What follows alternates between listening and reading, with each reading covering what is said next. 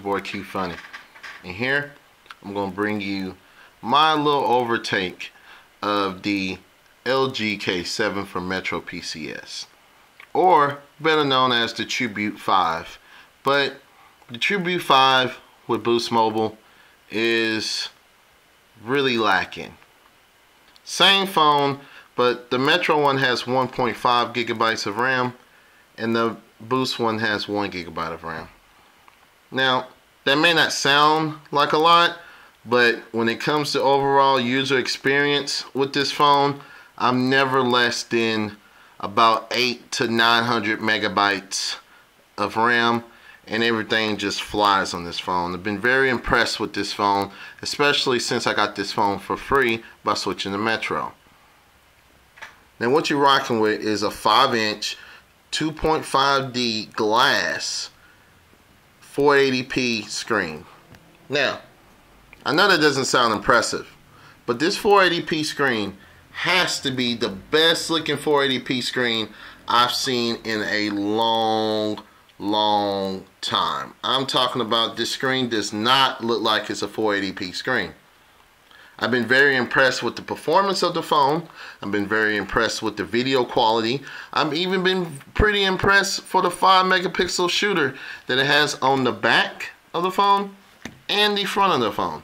So I've been very impressed with this phone, especially since if you're not porting over to Metro, you can get this phone for $49, making it one of the best Metro phones you can buy under $100.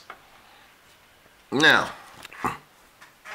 I will say two things that I do not like about this phone. One being that it only has 8 gigabytes of internal memory. Second being that the screen, while it is real glass and it feels amazing, it's a lot of extra coating that gets on the screen. So if your fingers always have a lot of moisture or anything like that, you're probably going to want a screen protector on this phone, or you're going to be wiping this phone a lot. Now, as far as the back, none of that happens. No fingerprint magnet with the back. It is plastic, but you do get a sense of a little bit better feeling phone because it doesn't leave any kind of smears or anything like that when you're using the phone.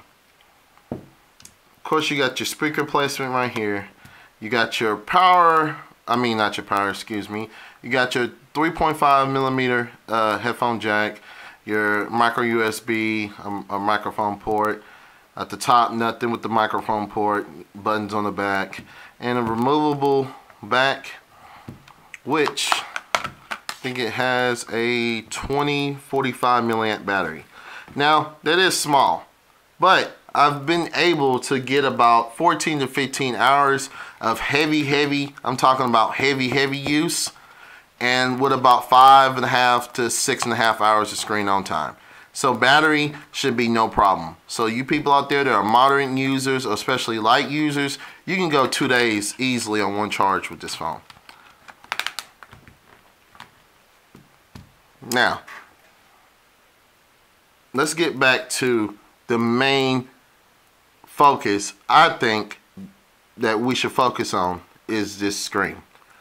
I can't talk much about this screen because it blows my mind that this is a 480p screen. This looks like a 720p screen. Now, it could be that it's using the IPS display, so that's probably why it looks a whole lot better than just a regular 480p TFT screen. But I've been very impressed with this screen. I can't say it or put it any better than that. I mean, once you get the phone in your hands and you're looking at it, it does not look like a 480p screen. Netflix videos look like 720p. All your YouTube videos look like 720p. The whole experience with the phone has been great. And because of the IPS display, when you're outside and about, brightness has never been an issue about in direct sunlight. So those that are always outside, you won't have a problem seeing the screen with this phone.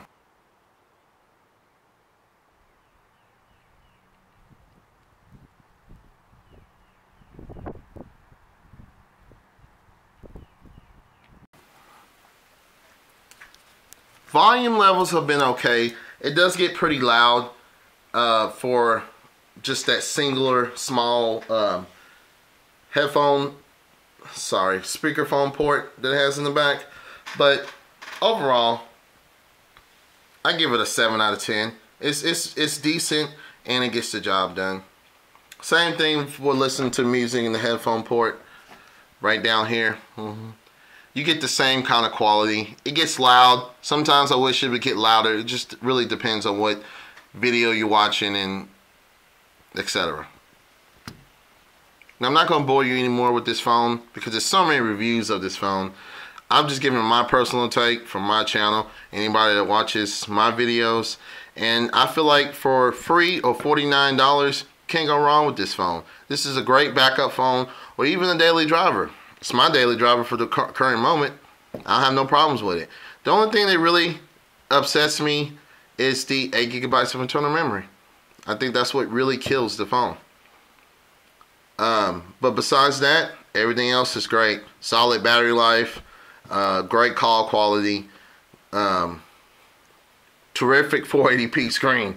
I mean, I don't know what else to say about that. So, peace, guys. It's your boy Key Funny. Stay tuned for more reviews of the K7.